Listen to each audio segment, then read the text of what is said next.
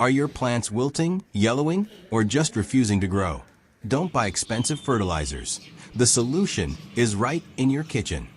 These two simple ingredients will bring your plants back to life, fast.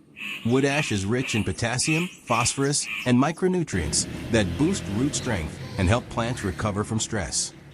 Eggshells are loaded with calcium, essential for healthy leaf growth, preventing diseases like blossom end rot and balancing soil pH.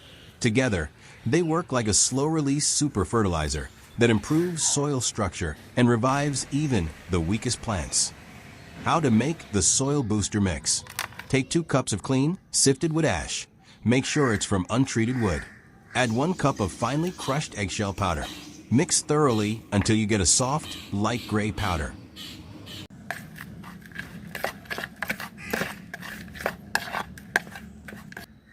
Sprinkle 2 to 3 handfuls of this mix around the base of your struggling plants.